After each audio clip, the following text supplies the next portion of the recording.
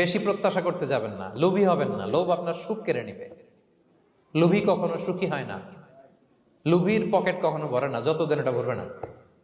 লোভী হব আমরা না।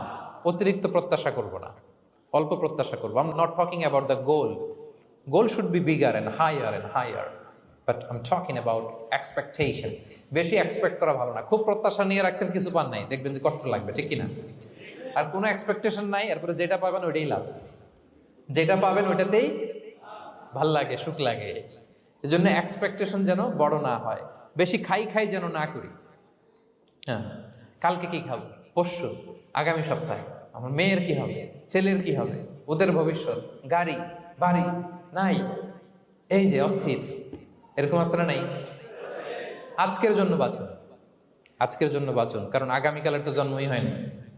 আগামীকালের জন্ম হয়েছে, এটা কি আজকে না আগামীকাল? আজকে হ্যাপি হন, আজকের জন্য বাঁচেন, আজকের জন্য প্ল্যান করেন। আগামীকালের তো জন্মই হয় নাই। কালকে সকালে সানরাইজের পরেই না আগামীকালের জন্ম গ্রহণ হবে, ঠিক কিনা বলেন? তাহলে প্রত্যাশা কমান, হ্যাপি হবেন আপনি। ইমাম গাজালি রাহিমাহুল্লাহ একটা চমৎকার কথা বলতেন। উনি বলতেন, তোমার রিজিকে যা আছে এটা 2 পাহাড়ের মাঝখানে থাকলেও এটা তুমি পাবা।